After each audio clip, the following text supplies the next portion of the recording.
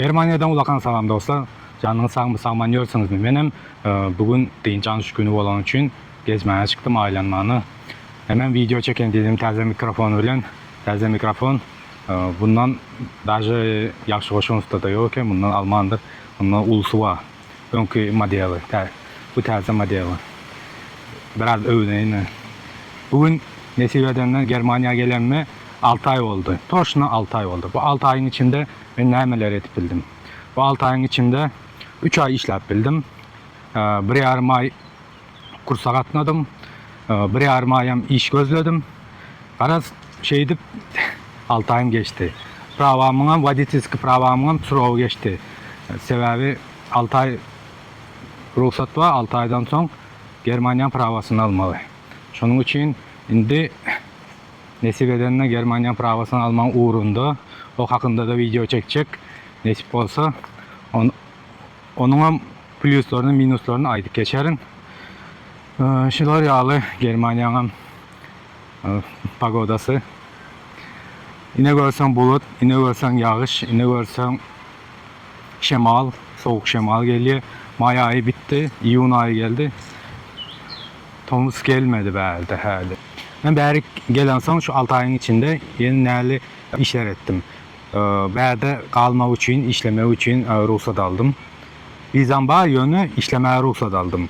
Ondan başka da dokument tavşırdım.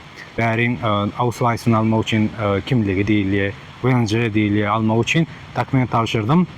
Sonra yakında yeni bir hat geldi. Surat tavşırmalı, QR kodlu surat tavşırmalı deyip ondan tavşırdım. 1. maydan karar çıkan. Şunu yani deyip ondan tavşırdım. Yine 3 ay oldu. 3 aydan beri hali karış öyle alamak. Germanya'da şunu yani her zayıf için karışmalı. Mesela dokument almak için karışmalı, randevu almak için karışmalı, termin almak için. Ondan başka da vadительski prava olsun, başka olsun hem zayıf için karış oluyor. Şu karış hersinde 2 hafta, 1 hafta, 1 ay, 1 yarım ay, 2 ay karış vermeli. Karış şöyle ömür ömeti var ya.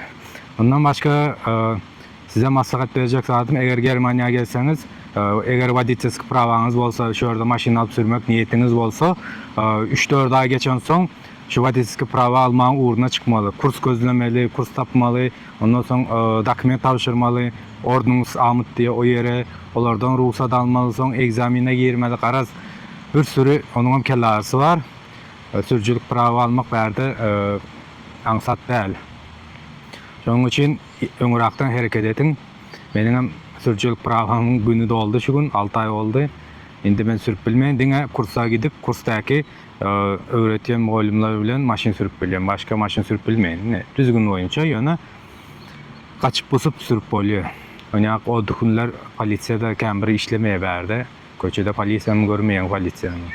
Eğer video görünüzden yaram olsa size bir pedalı olan olsa pedal maslahat olan olsa like basıp komentar yazıp koldamanızı sizden xahiş etken canınız sağ olsun.